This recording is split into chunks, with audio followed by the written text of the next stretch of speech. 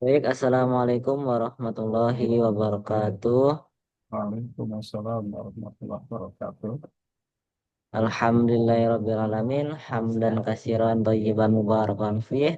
Kama yuhibbu rabbuna. Allahumma salli ala wa sallim wa barik ala nabiyyina Muhammad wa ala alihi wa sahbihi ajma'in. Segala puji bagi Allah Subhanahu wa taala, Tuhan semesta alam yang telah memberikan kita nikmat iman, Islam dan kesehatan sehingga kita dapat berkumpul di kajian rutin kita pada sore hari ini. Mudah-mudahan kajian kita pada sore ini penuh dengan berkah. Selawat serta salam semoga senantiasa tercurah kepada junjungan kita Nabi Agung Nabi Muhammad Sallallahu Alaihi Wasallam serta keluarga, sahabat dan seluruh pengikut beliau hingga akhir zaman. Semoga kita semua mendapatkan syafaat beliau nanti di yaumul kiamah. Amin amin. Baiklah jamaah sekalian yang dirahmati Allah Subhanahu wa taala.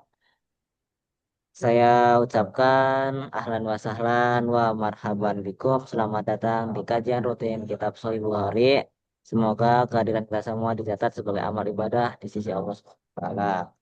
Tak lupa kami ucapkan juga terima kasih kepada pemateri kita Bapak Elan Sumarna yang insya Allah akan membimbing kita dalam kajian pada sore hari ini. Adapun kajian tema kali ini yaitu tentang bolehkah imam keluar dulu setelah iqamah dibacakan. Nah, untuk menyingkat waktu kepada teman-teman dan jamaah kajian rutinitas pada sore hari ini, boleh dipersiapkan hati, pikiran, dan catatannya untuk menyimak kajian pada sore hari ini. Saya persilahkan kepada Bapak Iran Sumana untuk menyampaikan materi pada sore hari ini. Enggak, Bapak.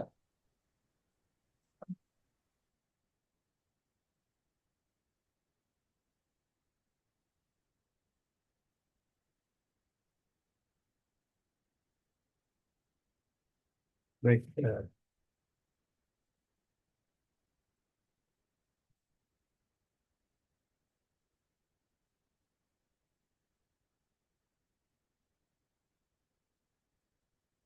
ya baik. Bismillahirrahmanirrahim. Assalamualaikum warahmatullahi wabarakatuh. Innal hamdalillah nahmaduhu wa nasta'inuhu wa nastaghfiruh wa na'udzu billahi min syururi anfusina wa min sayyiati a'malina may yahdihillahu fala mudilla lahu wa may yudlilhu fala hadiya lahu. Asyhadu an la ilaha illallah wahdahu la syarikalah wa asyhadu anna Muhammadan abduhu wa rasuluhu la nabiyya ba'dah. Allahumma sholli wa sallim ala Muhammadin wa ala alihi wa sahbihi ajma'in amma ba'd.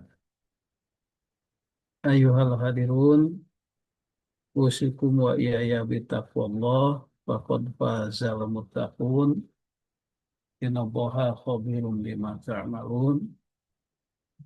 eh, Jamaah yang Allah muliakan, Alhamdulillah pada sore hari ini kita bisa bersua kembali dalam acara yang sudah kita azamkan bersama, yakni kajian hadis Bukhari. Yang pada kesempatan ini kita sampai pada bahasan tentang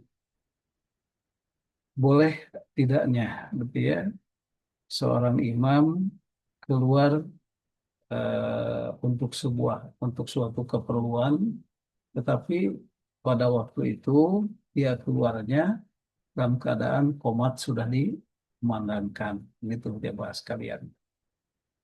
Jemaah yang Allah muliakan, namun seperti biasa kajian kita awali dengan nasihat dulu ya.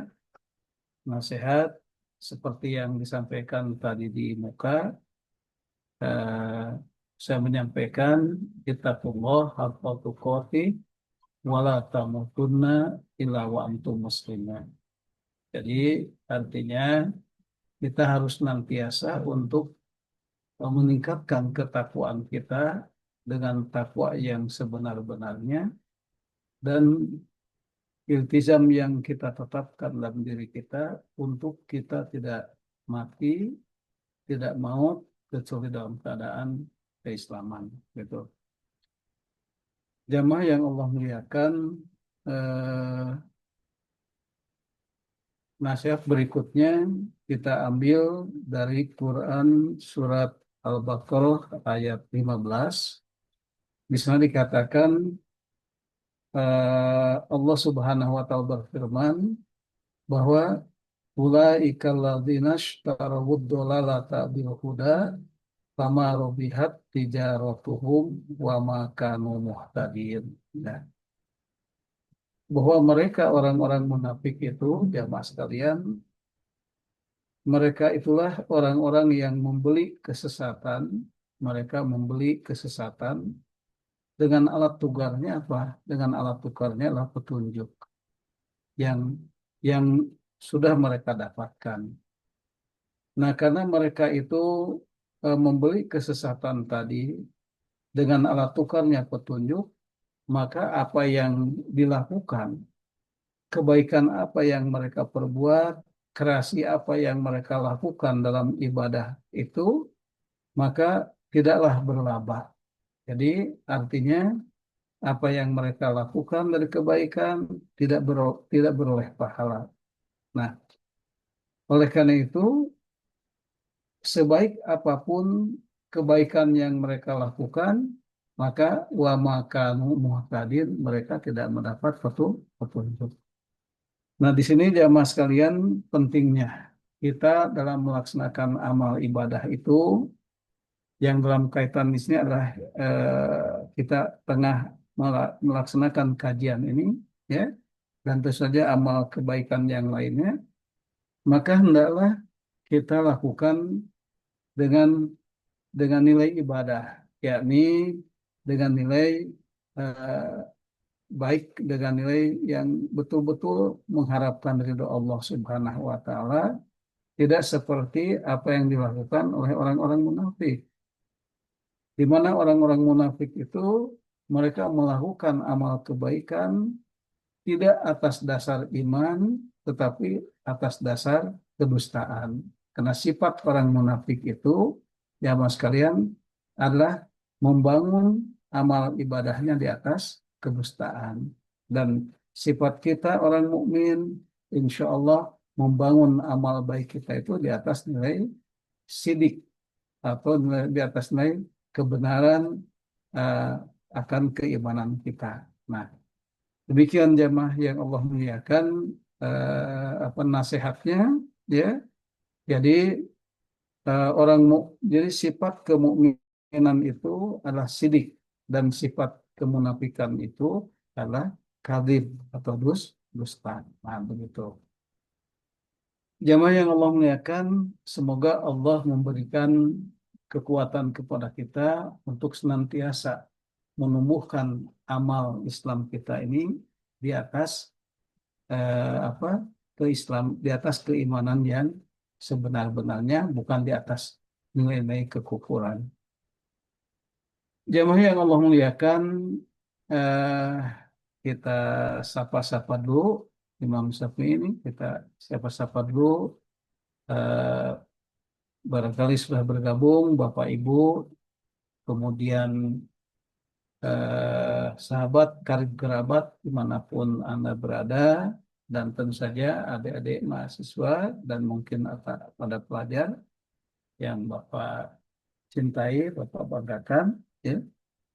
Baik, eh, sesi kedua dari kajian ini kita akan mengulang bahasan yang kemarin.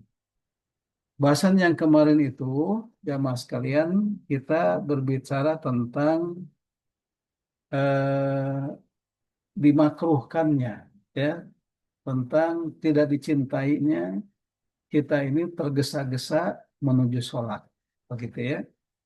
Di jamaah yang Allah muliakan, jadi kita dimakruhkan atau tidak dicintai oleh Allah, demikian juga oleh Rasulnya tentunya, untuk kita ini tergesa-gesa menuju sholat. Jadi jangan sampai gara-gara sudah komat kita tergesa-gesa.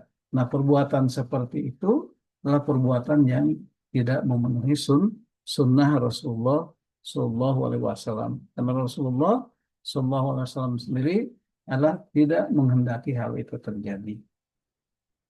Bahkan jamaah yang Allah muliakan, Rasulullah mengingatkan dalam bahasan kemarin tadi, kalau memang persoalannya kita bergabung ke jamaah itu terlambat sehingga kita punya atau kita eh,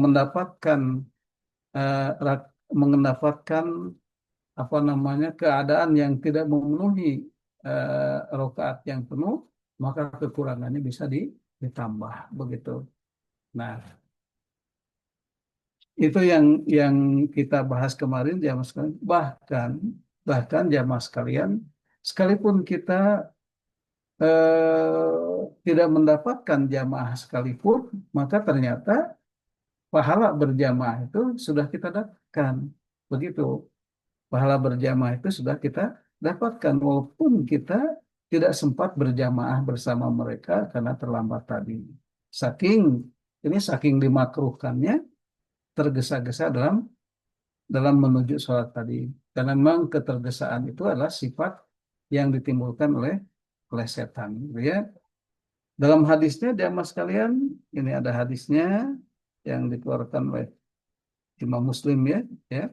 An Abi Hurairah radhiyallahu anhu anna Rasulullah SAW qala sampai sini ya, sampai sini. Jadi dari Abu Hurairah radhiyallahu an anna Rasulullah sallallahu alaihi wasallam qala. Nah, kata Abu Hurairah, Rasulullah sallallahu alaihi wasallam pernah bersabda, dan mas kalian, man tawadoa. Nah, ini kalimat istinya, man tawadoa.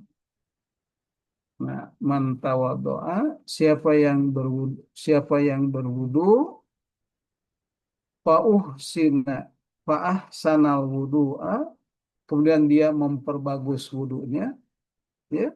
Jadi siapa yang berwudu, kemudian memperbagus wudunya, ya. Kemudian sem- sam- kemudian roha dia pergi keluar menuju masjid, fawajadan nasa, lantas dia menemukan orang-orang qad shallu, sudah sholat. Nah, begitu. Jadi dia memperbagus wudunya, kemudian dia pergi ke masjid, menemui orang-orang, ya. Tetapi ternyata orang-orang di masjid sudah pada sholat. Maka dalam hadis ini Rasulullah mengatakan, A'tahullahu, Allah akan memberikan misla ajri, semisal pahala min sholaha, semisal pahala dari sholatnya, wahadoroha, dan semisal pahala dia hadir ketika sholatnya, layan kusu, dengan tidak dikurangi dari hal itu min ujurihim, dari pahala mereka, syai'an, sedikit pun. Nah, ini dia mas kalian. Jadi dari hadis ini jelaslah bahwa eh, kalau kita apa saking saking dibencinya, tidak disukainya ketergesa-gesaan itu, sehingga orang yang eh, orang yang berjalan dengan sakinah, dengan tenang, tiba-tiba datang ke masjid, dia mendapati jamaah sudah selesai, maka sebenarnya prosesnya dengan niat yang teguh ingin mendapatkan jamaah sholat, sungguh pahala jamaahnya akan dia dapatkan pula dengan tidak dikurangi.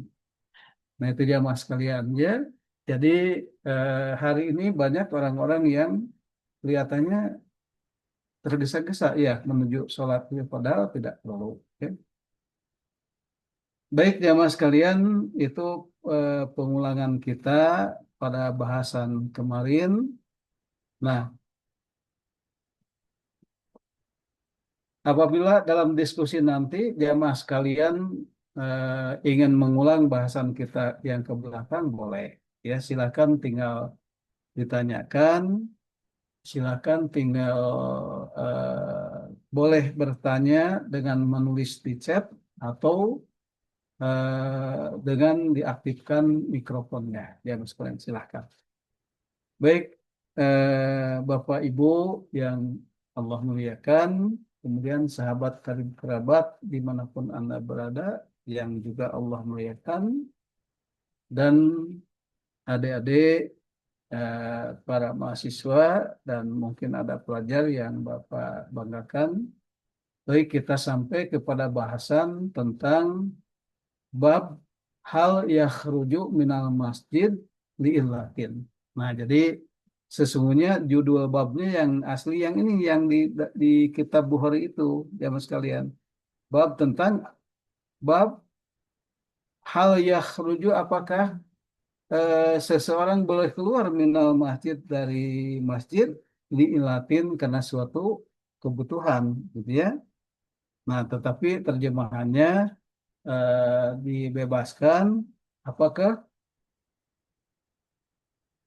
seorang imam boleh keluar dari masjid, ya, ketika qomat sudah diperdengarkan, begitu.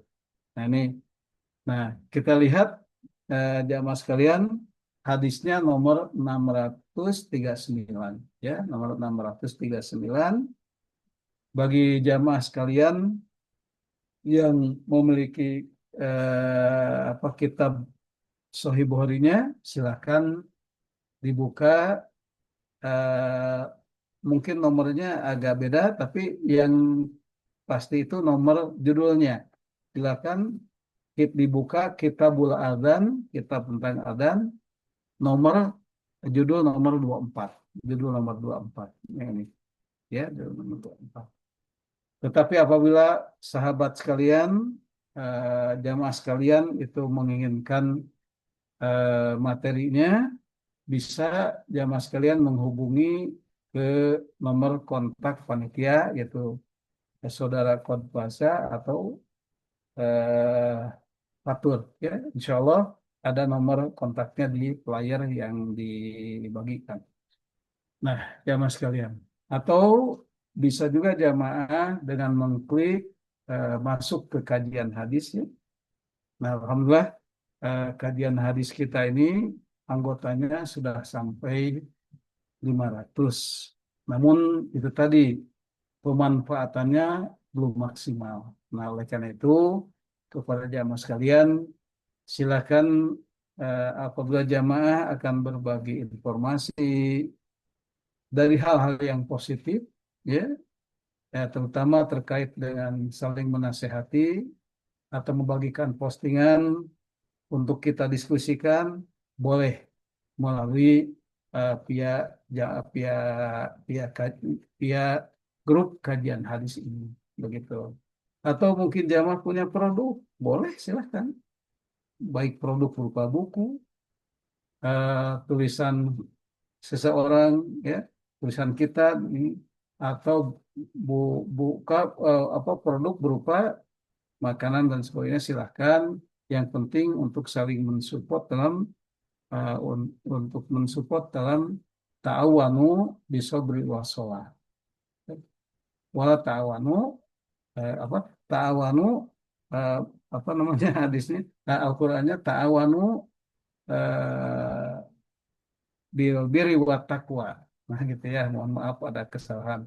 Ta'awanu bil birri wa taqwa wala ta'awanu alal itsmi wal udwan. Begitu. Jadi kita saling ta'awun dalam kebaikan dan takwa, dan jangan ta'awun dalam perbuatan dosa dan permusuhan, begitu. Jamaah yang Allah muliakan, baik, kita masuk ke hadisnya. Seperti tertera dalam layar masing-masing, dalam ini jamaah sekalian, hadisnya ini bunyinya haddasana. Nah, ya, ini haddasana, telah menceritakan kepada kami. Nah, kami di sini siapa? Imam Bukhari. Nah, gitu ya. Telah menceritakan kepada kami siapa? Abdul Aziz bin Abdillah. Berarti ini adalah gurunya Imam Bukhari yang meriwayatkan hadis ini kepada Imam Bukhari, dan Imam Bukhari menuliskannya di kitab Sahihnya. Nah, kata beliau, kata Imam Bukhari, haddatsana, telah menceritakan kepada kami Abdul Aziz bin Abdullah. Nah, Kemudian qala, beliau berkata, ya, beliau kata, siapa yang berkata? Tadi gurunya Imam Bukhari, yaitu Abdul Aziz bin Abdullah. Kata beliau, haddatsana, telah menceritakan kepada kami siapa? Ibrahim bin Sa'ad. Ibrahim bin Sa'ad. Nah, berarti eh, nahnu yang kedua, ya, kami yang ini hadirin. Nah, ini yang ini bukan Imam Bukhari. Nahnu yang ini, tetapi itu adalah gurunya Imam Bukhari, yaitu Abdul Aziz bin Abdullah. Nah, mengabarkan kepada beliau siapa gurunya, yaitu Ibrahim bin Sa'ad. Nah, begitu. Nah, Ibrahim bin Sa'ad mendapatkan hadis ini dari siapa? Ya, ini dari An Solih bin Kaisan. An Solih bin Kaisan, dari Soleh bin Kaisan. Nah, Soleh bin Kaisan mendapatkan hadis dari siapa? An ibni Syihab, dari Syihab. Ibnu Syihab mendapatkan hadisnya dari siapa? An Abi Salamah, dari Abi Salamah, ya. Abi Salamah mendapatkan hadis dari An Abi Hurairah, dari Abu Hurairah. Nah, ini eh, untuyan atau alur alur sanadnya, ya mas sekalian, ya. Jadi perlu diingat, ya mas sekalian, bahwa kajian hadis dengan kajian Al-Quran itu berbeda. Kalau kajian Al-Quran, kita dihadapkan langsung kepada teks dari firman Allah itu sendiri. Tetapi kalau kajian hadis, sebelum kita dihadapkan kepada sabda Nabi, maka kita dihadapkan dahulu kepada sanad hadis atau rawi hadis. Nah, kenapa begitu jamaah sekalian? Ya, seperti yang sudah disampaikan bahwa ini terkait dengan sejarah dibukukannya hadis dan Al-Quran itu berbeda. Kalau Al-Quran itu ketika diturunkan wahyu langsung dituliskan, tapi kalau hadis ketika Nabi Muhammad SAW masih hidup, kemudian semua perkataan, perbuatan, diamnya, dan ketetapan beliau itu tidak dituliskan, tetapi dihafalkan oleh para sahabat. Nah, bentuk hafalan-hafalnya seperti yang tadi, ada hadasana Abdul Aziz bin Abdullah dan selanjutnya. Nah, begitu. Jamaah yang Allah muliakan, baik itu apa namanya, perbedaan kajian hadis dengan kajian Al-Quran. Nah, baik kita masuk kepada matan hadisnya, ya. Nah, jadi di sini An Abi Hurairah, dari sahabat Abu Hurairah, dia mengatakan wa anna Rasulullah Shallallahu Alaihi Wasallam kharaja. Nah, gitu ya, bahwa Rasulullah SAW itu pernah keluar, keluar, keluar apa? Ya, keluar dari masjid, ya, dari tempatnya mengimami masjid. Padahal wakot ukimat, padahal sudah diperdengarkan eh, komat. Wakot ukimati sholatu, telah diperdengarkan komat untuk memulai sholat. Nah, kemudian ya mas kan, dan juga wa uddilat as-sufufu, telah diluruskan itu saf, barisan. Jadi apa, komat sudah diperdengarkan, kemudian barisan sholat sudah diluruskan. Nah, begitu kondisinya, ya. Kemudian hatta sehingga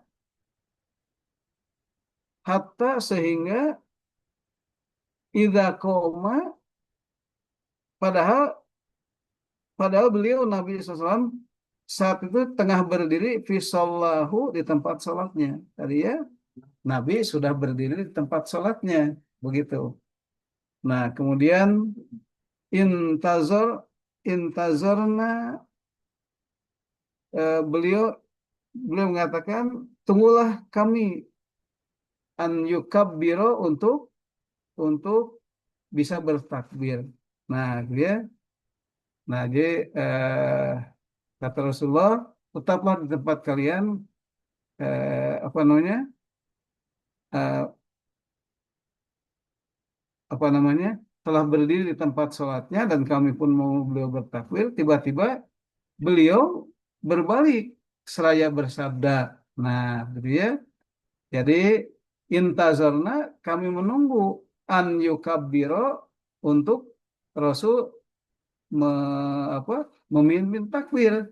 Tetapi takbir itu tidak jadi. Insorofa malah beliau berbalik arah. Ya, Qala sambil berkata, ala makanatikum. Kalian bertetaplah di tempat-tempat kalian. Ya, pamakasanna ala hayat. Kemudian ya kami pun ya pamakasna kami pun diam ala hayatina dalam keadaan kami pada waktu itu ya. Nah, hatta sehingga khoroja Nabi SAW keluar ilaina menemui kami dalam keadaan yantifu menetes meneteskan suhu itu kepalanya ma'an air. Ternyata beliau ini wakod iktasala beliau sudah mandi junub. Nah, begitu jamaah sekalian. Ini terjemahnya ada nampak ya di di layar masing-masing terjemah bebasnya. Jamaah yang Allah muliakan, eh, kita panggil-panggil dulu, sapa dulu Bapak Ibu sekalian, barangkali sudah pada gabung. Kemudian sahabat karib kerabat dimanapun Anda berada, dan tentu adik-adik mahasiswa dan mungkin ada pelajar yang Bapak gunakan ya. Nah, jadi ini terjemahannya ya. Jadi eh,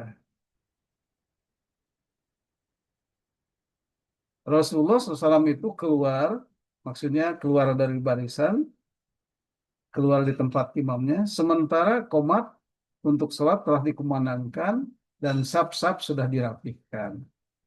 Hingga ketika Nabi SAW telah berdiri di tempat sholatnya, dan kami pun menunggu beliau bertakbir, tiba-tiba beliau berbalik arah. Ya, seraya berkata, tetaplah kalian di tempat-tempat kalian. Kami pun diam, sebagaimana keadaan kami, hingga beliau keluar kepada kami, sementara kepalanya sudah meneteskan air, di mana beliau sudah selesai mandi.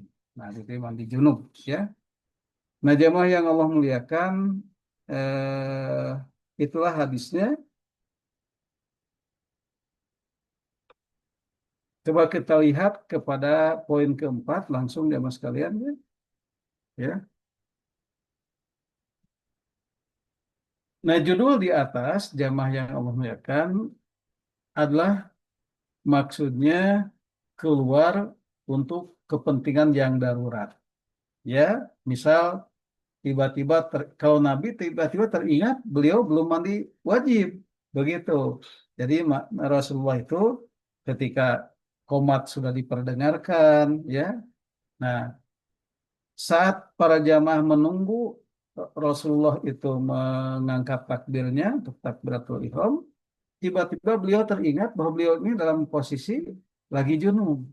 Begitu ya, posisi lagi junub, maka beliau langsung segera pergi dan memberikan berkata kepada orang-orang untuk bertetap di tempatnya. Nah, Nabi kemudian pulang ke rumahnya, kemudian mandi junub dan kembali lagi melanjutkan sholat yang tadi ditinggalkan, ya.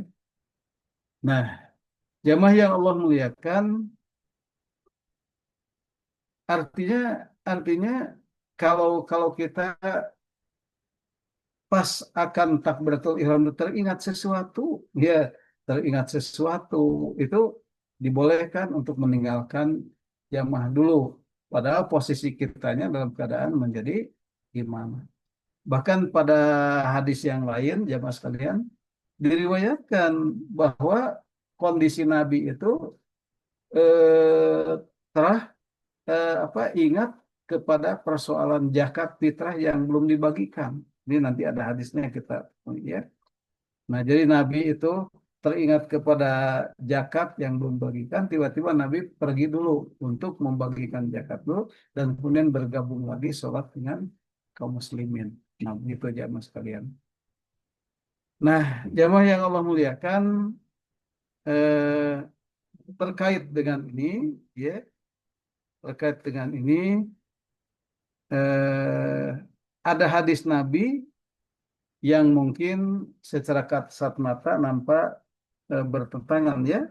Baik kita lihat hadis nabinya.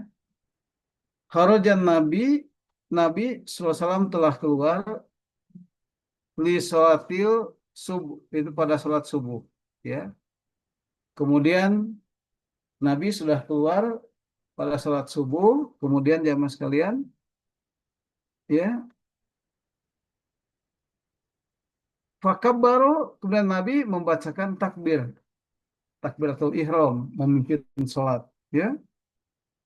Fakabbaru, kemudian Nabi membaca takbir, summa auma biyadihi, tiba-tiba Nabi memberikan isyarat dengan tangannya, summa kemudian Nabi auma abiyadihi, memberikan isyarat dengan tangannya, anim kusu, untuk katanya diamlah kalian, ya, ya. Fansorofa, lantas Nabi berbalik, summa kharaja, dan beliau pulang, fi pulang pulang ya, wafi, eh, dan dalam riwayat an Abi Bakar, dalam riwayat Abi Bakar pola berkata, ini sesungguhnya aku dakar tuh, kata Rasul, aku ini i- eh, meng- teringat ani, bahwa aku ini junuban, tengah junub. Nah, tengah junub, kata Rasul, karena tiba-tiba teringat sesuatu, dalam hal ini Nabi junub, ya, maka kemudian eh, segeralah Nabi untuk pergi ke pergi ke eh, apa namanya, pergi ke tempat tadi ya, gitu. Nah, kata Rasul, ini kuntu junuban, aku ini teringat tengah junub. Hina kumtu ila sholat, sampai aku ini sholat begitu. Nah, di sini bahkan takbirnya di sini ya mas, kan takbir bukan takbir akan takbir, sudah takbir. Nabi sudah takbir, ya. Dan Nabi sudah takbir, Allahu Akbar, kemudian Nabi pergi begitu saja, ya. Nah, kemudian Nabi mengatakan, aku ini ingat belum mandi junub, makanya kemudian Nabi langsung ke keluar dari sholat dan mandi junub dulu, ya. Nah, itu jamaah sekalian, eh, kita lanjutkan hadisnya. Apa namanya? Jadi di kepalanya itu ada bekas-bekas air. Fasolah, kemudian Nabi sholat lahum, bersama mereka. Falamma, maka pada saat qada sholat, menunaikan sholat, qala, kata Rasul, iktasalu, telah mandi wajib. Famanis tal qada, maka barang siapa yang telah bangun junuban, tetapi dia ingat ingat lagi junub, fal yab tasil, maka hendaklah dia memutuskan sholatnya untuk segera mandi dan sholat setelah mandi. Ini jamaah sekalian, jadi dengan demikian dibolehkan, ya. Baik, barangkali ada akan ada yang akan ditanyakan, silahkan dulu. Imam Syafi'i, boleh di ini kan? Baik, Bapak, terima kasih atas materinya pada sore hari ini. Masya Allah, tabarakallah. Semoga apa yang disampaikan Bapak menjadi amal ibadah buat kita semua dan dari amal jariah. Amin, amin. Allahumma Kalau amin. Kang Teteh yang mau bertanya silahkan raise hand atau langsung aja tulis di kolom komentar atau di obrolan. Jika ada yang mau bertanya, dipersilakan. Sok, Kang Lasarikala, mangga dipersilakan. Ya, silakan.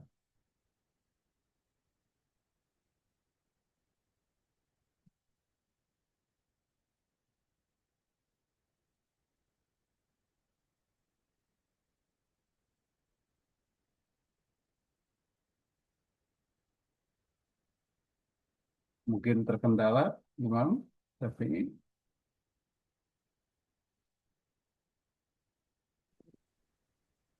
barangkali ada yang lain terkendala mic-nya atau bagaimana. Kala, silakan. Nah, Suara silakan. saya terdengar? Sudah ada, Kala, silakan. Oke. Bismillahirrahmanirrahim. Sebelumnya terima kasih kepada Tor dan kepada Bapak yang telah memberikan materi yang sangat luar biasa. Sebelumnya saya izin bertanya, Bapak. Meskipun di luar konteks tema pembahasan kali ini, namun sebelumnya tadi sempat Bapak bahas untuk pertanyaan yang pertama mungkin terkait setelah kita mandi junub atau mandi besar, terus sesuatu yang keluar dalam alat kemaluan kita masih keluar. Nah, apakah kita diharuskan mandi lagi atau dilanjut saja dan kemudian melaksanakan sholat kalau dalam keadaan kita akan melaksanakan sholat? Kemudian pertanyaan yang kedua, ketika kita mandi, selesai mandi, baik mandi wajib ataupun mandi biasa, apakah di akhir kita harus berwudu terlebih dahulu lagi sebelum melaksanakan sholat atau dengan mandi saja sudah cukup? Itu pertanyaan dari saya, Bapak. Terima kasih. Ya, baik. Terima kasih. Bagus sekali pertanyaan dari Kala, jamaah sekalian. Sebenarnya pertanyaannya eh, disebut berkaitan, ya berkaitan. Disebut tidak berkaitan karena ini bersifatnya mengulang. Dan memang ilmu itu, ya mas kalian harus diulang-ulang. Makanya tadi boleh ya mas kalian, Bapak Ibu, apa, sahabat karib kerabat dimanapun Anda berada, dan tentu saja ada dari mahasiswa mengulang, bertanya itu mengulang, baik yang berkaitan boleh ataupun tidak berkaitan juga tidak apa-apa. Baik, kita kembali ke pertanyaan yang disampaikan oleh Kala tadi tentang yang pertama, eh, apa tadi? Kalau lupa kalau tadi, ya, diingatkan aja, diingatkan kata kuncinya. Yang pertama apa tadi? Kata kuncinya ini, Pak, ketika kita sudah habis mandi besar, nah Hmm. sesuatu yang keluar dalam kemaluan kita, Oh iya. pas kita melakukan sholat masih keluar, apakah harus mandi lagi atau sudah cukup, Bapak? Seperti itu. Ya, baik. Kalau itu memang memang yakin ada sesuatu yang keluar, terasa, tidak ragu, ya, maka tentu saja kita mandi lagi, ya. Kalau itu bahwa yang keluar dari kemaluan kita itu memang air mani, begitu ya. Kalau itu yakin betul. Tetapi kalau itu ketika kita mandi itu, ya, ketika kita proses mandi itu, air maninya sudah tidak keluar lagi, ya, kemudian artinya sudah bersih lah, sudah kita yakin bersih, ya, kemudian kita mencucinya, dan tiba-tiba ketika kita sholat ada sesuatu yang keluar, tetapi yang keluar itu sesuatu yang meragukan kita, apa betul ada yang keluar atau tidak, begitu. Nah, kalau kemudian yang keluar itu ternyata masih meragukan kita, maka itu tidak usah mandi lagi. Kalau gitu itu, ya, kalau yang keluar itu meragukan kita, apa betul nih keluarnya? Karena itu boleh jadi itu adalah udara saja, begitu ya. Seperti halnya mungkin pada kentut juga, gitu ya. Itu lipatan kulit saja. Kalau keluarnya sesuatu dari depan ataupun dari belakang kita itu sesuatu yang sifatnya kita masih ragu, belum apa betul ya ada yang keluar atau tidak. Nah, kita kalau begitu dilanjutkan saja, ya, karena itu mungkin kaitannya dengan lipatan kulit yang udaranya terbuka begitu. Baik, tetapi kalau memang yakin, terasa betul sesuatu itu keluar dari kemaluan kita, baik dari depan ataupun dari belakang, maka itu disyarat harus mandi lagi, ya mandi lagi. Nah, ya mandi lagi dan sholat diulangi lagi, begitu.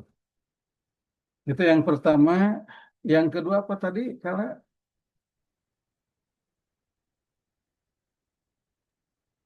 Baik Bapak, untuk pertanyaan yang kedua itu, yaitu ketika kita habis mandi, baik itu mandi besar, mandi junub, ataupun mandi biasa, kemudian kita akan melaksanakan sholat, apakah perlu berwudu kembali atau sudah cukup dengan mandi saja sudah ya, terwakili? ya, Seperti itu baik. Bapak. Ya, baik. Jamaah yang Allah muliakan, bedanya mandi wajib dengan mandi biasa adalah dalam wudhunya salah satunya. Seperti kita ketahui, cara mandi wajib itu kan ada wudhunya. Jadi itu yang caranya itu pertama adalah kita mencuci kedua tangan ini, ya, mencuci kedua tangan ini. Kalau ada keran pada keran, kalau pada ember ya disiuk aja pakai tangan ya 2 kali, satu, kemudian dua, nah kemudian 1 kali lagi, satu, dua tangan kirinya. Setelah itu baru kita mencuci kemaluan kita, ya, cucilah bagian depan dan bagian belakang. Nah, tetapi mencuci kemaluan jamaah yang Allah muliakan, tentu makanya kan kalau kita ke kamar mandi itu kan tidak boleh berlama-lama karena di kamar mandi itu aurat kita terbuka sehingga berbagai macam kemungkinan terjadi, gitu ya. Nah, karena itu ketika kita mencuci kemaluan itu hanya segera secepat mungkin, ya, dicuci silahkan dengan sabun atau tanpa pakai sabun juga nggak apa-apa. Itu dicuci sesegera mungkin, ya, segera mungkin. Nah, kemudian setelah mencuci itu baru kita wudhu seperti kita wudhu mau sholat dan dengan menangguhkan mencuci tangan, mencuci kaki, ya gitu. Jadi setelah mencuci kemaluan itu kita wudhu seperti kita wudhu mau sholat. Tetapi pas kita giliran mencuci ini kaki, maka itu ditangguhkan, dinantikan, ya. Kemudian kita mandi seperti kita mandi setelah wudhu itu, ya, pakai sampo, pakai sabun biasa, dan catatan tidak boleh menyentuh lagi kemaluan ketika kita mandi itu. Nah, setelah mandi usai, baru kita menutup menutup menutup rangkaian mandi wajib tadi adalah dengan membasuh kaki sampai mata kaki. Ya, yang kanan dahulu, kemudian mencuci yang kiri. Nah, dengan melihat begitu, jamaah sekalian, maka kita tidak perlu wudhu lagi, kan wudhunya sudah. Nah, begitu ya, tidak perlu lagi wudhu lagi karena kita sudah berwudhu pada waktu mandi. Nah, begitu jamaah sekalian, alhamdulillah, ya, baik. Jadi tidak perlu wudhu lagi, ya. Nah, kecuali mandi biasa. Kalau mandi biasa memang harus wudhu lagi. Kalau mandinya kita mandi biasa, ya, bukan mandi junub, maka kita harus wudhu lagi kalau mau sholat, begitu. Baik, jamaah sekalian, barangkali masih ada yang akan disampaikan atau kalau Bapak, bagaimana? ya terima kasih banyak Bapak atas Ya, jawabannya. sama-sama. Karena ini Bapak, saya pernah mendengar juga suatu keterangan, tapi saya tidak tahu keterangan lebih lanjutnya, lupa lagi. Mhm. Jadi Mhm. ketikanya kita sudah mandi, walaupun mandi biasa gitu, Mhm. ada apa ya, bukan diperkenankan, ada apa ya? Jadi tidak berwudu kembali ketika kita melaksanakan sholat pun itu katanya tidak apa-apa, ada keterangan yang menyebutkan seperti itu.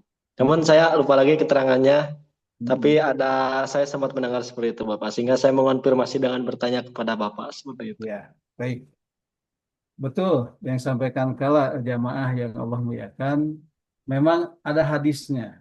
Hadis ya, ada hadisnya yang mengatakan bahwa kalau sudah mandi tidak perlu wudhu lagi. Nah, begitu. Karena apa? Karena antara mandi dengan wudhu kan Pak, tentu saja lebih bersih mandi kan gitu ya, gitu. Itu dalam hadisnya begitu dikatakan. Nah, hadis ini adalah hadis hadis yang konteksnya lah konteks mandi wajib, bukan mandi biasa. Nah, jadi kalau kita sudah mandi, walaupun mandinya mandi biasa, maka tentu kalau mau sholat ya wudhu lagi. Tetapi keterangan tadi konteksnya adalah mandi wajib, walaupun tidak disebutkan itu mandi wajib, tetapi setelah ditelusuri hadis tadi konteksnya konteks mandi wajib, begitu, bukan mandi biasa. Hadis walaupun tidak disebutkan bahwa pernyataan itu adalah mandi mandi wajib ya, tetapi maksudnya hadis tadi adalah tengah berbicara tentang mandi wajib. Nah, begitu. Nah, jadi oleh karena itu jamaah yang Allah muliakan tidak boleh kita mengambil pengertian hanya pada satu hadis. Seperti tidak bolehnya kita mengambil hukum pada salah satu ayat Al-Quran saja tanpa dikaitkan dengan ayat yang lain. Hadis pun juga tidak boleh kita mengambil hanya satu hadis saja, kecuali dikaitkan dengan hadis-hadis yang lain, maka pemahamannya akan menjadi utuh. Nah, begitu. Jadi betul kalau ada hadis yang bercerita dengan itu, tetapi hadis itu lagi-lagi bercerita tentang mandi wajib, bukan mandi biasa. Nah, oleh karena itu, ya Mas kalian, kalau kita mandi biasa tentu harus wudhu lagi. Nah, begitu. Nah, persoalan bahwa dalam hadis yang dikatakan bahwa eh, bahwa mandi itu lebih lebih bersih dari wudhu. Nah, ini jamaah sekalian, bersih dan suci beda. Bersih dan suci beda. Betul, dengan mandi lebih bersih daripada dengan wudhu, tetapi tentu belum suci. Nah, gitu belum suci. Karena bersih dan suci itu berbeda. Kalau bersih itu mungkin seseorang yang wudhu, seseorang yang junub, dia mandi biasa, mandi biasa itu sudah bersih, tetapi belum suci. Nah, itu tetapi belum suci. Perempuan yang head, Banyak buat eh, fit gitu mah. perempuan yang Iya. head itu ya, Yang Oktober. eh, itu Enggak kok ya bisa cuci bisa darahnya, ada duit? ya sudah Kalau bersih. salah orang Tetapi katanya karena gila. dia belum, Jadi tanya ke kapit. eh, tetapi karena belum mandi wajib, si perempuan tadi, walaupun sudah bersih, karena belum mandi wajib, tentu belum suci. Nah, itu jamaah sekalian. Jadi eh, suci dan bersih berbeda. Kalau disebut suci pasti bersih. Disebut bersih belum tentu suci. Nah, demikian jamaah yang Allah muliakan. Alhamdulillah dari pertanyaan sahabat kita tadi itu alhamdulillah kita bisa memperluas bahasan kita. Silakan bagi jamaah sekalian yang akan menyampaikan bahasannya lagi dari Bapak Ibu sekalian, silakan barangkali akan ada yang menambahkan. atau dari sahabat, dari kerabat dimanapun Anda berada, karena ini kajian kita ini Allah untuk seluruh, ya, untuk seluruhnya, untuk siapapun yang ada waktu, begitu. Atau tentu saja bagi adik-adik mahasiswa UPI dan mahasiswa yang lainnya dan pelajar yang lainnya dibolehkan untuk kita bisa melaksanakan kajian ini sebagai apa namanya, sebagai informasi ya Mas kalian, kajian kita ini sudah masuk kepada bab azan, sudah masuk pada bab azan, berarti ya. Nah, babnya eh, Kitabul Adzan, babnya tentang ini, gitu ya. Insya Allah kalau tidak ada aral melintang, kajian kita ini ngurut dari halaman 1 sampai selanjutnya. Nah, nanti memang kitab Bukhari ini kitabul jam'i ya. Kitabul jam itu kitab kumpulan berisi dari mulai tentang sholat, tentang fikih, sampai kepada bahasan-bahasan tentang ekonomi syariah dan lain-lain. Nanti kita akan bahas di depan hari nanti. Setelah bahasan tentang ibadah mahdoh ini kita selesai. Nah, jadi nanti kita akan bahas berbagai hal dalam kitab Bukhari ini, jam sekalian. Ya. Baik, jamaah yang Allah muliakan, barangkali ada yang akan disampaikan, Bapak Ibu, ataupun sahabat dan kerabat dimanapun Anda berada, atau eh, siapapun saja, adik-adik, mahasiswa maupun pelajar yang hari ini tergabung. Silahkan barangkali ada yang akan tanyakan kembali. Nah, seperti yang disampaikan oleh Kala tadi ya. Alhamdulillah. Maka silakan kembali ke Imam Syafi'i. Alhamdulillah ini ada teman kita namanya Imam Syafi'i ya. Semoga jadi Imam Syafi'i gitu. Amin, amin ya rabbal Ya, alamin. ya, Terima kasih Bapak. ya, Semoga silakan Imam. Ya, ini lagi di kampus Imam. di Masjid DT Bapak. Oh, DT. Oh ya, Iya. Alhamdulillah. DT ya. Nah, Alhamdulillah. Silakan. Mm-mm. Oh. Jemaah sekalian, Alhamdulillah. hmm, dari ada yang chat tidak ada, Imam? Ya, sambil nunggu nunggu yang masih ada waktu, jemaah sekalian ini ada apa? Ada waktu 6 menit lagi, ya. Jadi jemaah sekalian eh, apa namanya?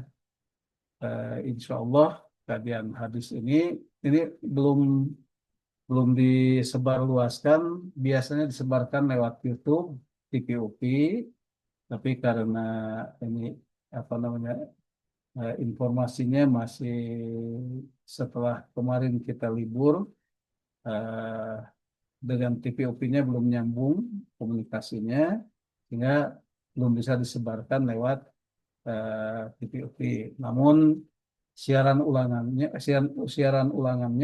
insya Allah ada di apa di dua media, di, yaitu di channel saya sendiri, channel Ewan Sumarna YouTube. Insya Allah jamaah bisa membukanya. Di sana disimpan arsip-arsip kajian kita, dan insya Allah ke depan akan kita ringkaskan kajiannya lewat apa nanti akan diulang lagi ya. Nah, tetapi dalam format yang lebih singkat gitu. Nah, atau mungkin juga ini Imam Syafi'i ya ada di apa di siaran ulangnya, ada juga di apa namanya di channel itu Lima IPA Bapak. Hima IPA ya, Hima IPA. Ya. Nah, jamaah bisa mengkliknya tadi ya. Nah, itu jamaah yang Allah muliakan kajian kita hari ini. Nah, jadi insya Allah kesimpulannya jamaah sekalian, pertama hal yang mungkin orang terlupakan atau bahkan tidak tahu sama sekali. Wah, ternyata Rasulullah itu tidak menyukai kita ini tergesa-gesa menuju masjid, gitu ya. Nah, tidak disukai kita ini tergesa-gesa menuju masjid, gitu. Nah, jadi dengan demikian kalau kita ingin sholat, ingin takbiratul ihram bersama imam, tentu harus disiapkan dari awal, harus disiapkan dari awal, begitu. Nah, eh, nah, namun kemudian kepada kita, kepada siapapun yang kemudian eh, kalau dengan tidak tergesa-gesa itu kita mendapati jamaah, misal jamaahnya mendapati jamaah tengah sujud, ya kita langsung sujud. Ya, ketika kita mendapati jamaah tengah ruku, ya kita langsung ruku. Dan batas daripada satu rakaat yang full kita dapati ketika kita bergabung itu adalah batasnya ketika kita ruku. Kalau kita mendapati jamaah tengah ruku dan kita ruku dengan tumanina, berarti kita sudah mendapatkan satu rakaat. Begitu. Nah, itu jamaah sekalian. Nah, itu ya. Tetapi apabila memang kita eh, dengan tidak tergesa-gesa tadi mendapati jamaah sudah selesai, maka pahala jamaah tidak gugur. Pahala berjamaah 27 rakaat tidak gugur. Yang jadi persoalannya apakah niat kita betul nggak? Kepergian kita itu niatnya untuk berjamaah. Kalau kepergian kita niatnya untuk berjamaah, insya Allah walaupun kita terlambat dan bahkan mendapati jamaah itu sudah selesai, maka kita tetap mendapatkan 27 rakaat tadi. Seperti hadis yang disampaikan tadi. Nah, kemudian bahasan yang kedua, jamaah sekalian, jadi boleh imam keluar untuk menunaikan hajatnya dulu karena teringat teringat bahwa dia misal kompor belum dimatikan. Nih kalau kalau Imam Syafi'i tengah itu ya, tengah apa, tengah masak misalnya, ternyata kompor belum dimatikan, ya pergi aja dulu. Walaupun sekalipun kita dalam posisi menjadi imam, begitu ya, dimatikan dulu begitu. Nah, tentu saja dengan apa dengan memberikan penjelasan-penjelasan dulu kepada kepada makmum kalau kita tengah imam. Ya, kita katakan tunggu dulu sebentar. Nah, begitu. Ya, begitu jamaah yang Allah muliakan. Bahkan kalau Rasulullah SAW dalam hadis ini ternyata beliau teringat belum belum mandi wajib, begitu. Ya, nah, Nabi belum mandi wajib, sehingga ketika dia takbir, oh ternyata belum mandi wajib, maka dia mengisyaratkan kepada jamaahnya untuk menunggu sebentar sambil beliau pulang dulu untuk mandi wajib. Jamaah yang Allah muliakan, demikian bahasan kita hari ini. Wasyad bi ana muslimun. Mohon maaf dari segala kekurangannya. Assalamualaikum warahmatullahi wabarakatuh. Silakan Imam ditutup. Waalaikumsalam warahmatullahi wabarakatuh. Warahmatullahi wabarakatuh. Nah, Alhamdulillah, Pak Rahman. Alhamdulillah, Ustaz Rahman. Nuhun, Ustaz Rahman. Alhamdulillah. Terlambat Pak Ustaz. Aduh. Mohon bias kayak diulang deui insya Allah di Minggon Payon. Pak Rahman. Ya, paham. Imam Syafi'i setelah itu Ya tuh Bapak, ya, izin menutup kajian pada sore hari ini. Jazakumullah khairan kepada Bapak yang telah menyampaikan materi pada sore ini. Insya Allah. Mudah-mudahan yang disampaikan jadi bermanfaat dan berkah. Dan terima kasih kepada semua jamaah yang telah mengikuti kajian pada sore hari ini. Sebelum saya menutup majelis pada sore hari ini, saya ada sedikit kata-kata. Datang ke masjid, hati bergembira, bersihkan niat hanya karena Allah semata. Kajian selesai, ilmu pun bertambah, semoga hidup kita pun barokah. Iqamah Alhamdulillah. dikumandangkan, imam pun siap. Jamaah berdiri dengan khusyuk dan mantap. Semoga hari kajian yang penuh hikmah ini iman kita makin kokoh, hati makin bang. Amin ya rabbal alamin. Saya selaku MC, mohon maaf apabila dalam pembawaan acara ada kata-kata yang kurang berkenan dan terima kasih atas perhatian dan partisipasi jamaah semua. Sampai bertemu kembali di kajian berikutnya. Saya akhiri, wassalamualaikum warahmatullahi wabarakatuh. Salam. Waalaikumsalam Waalaikumsalam warahmatullahi warahmatullahi wabarakatuh. Jazakallah wabarakatuh. Kang Imam Syafi'i.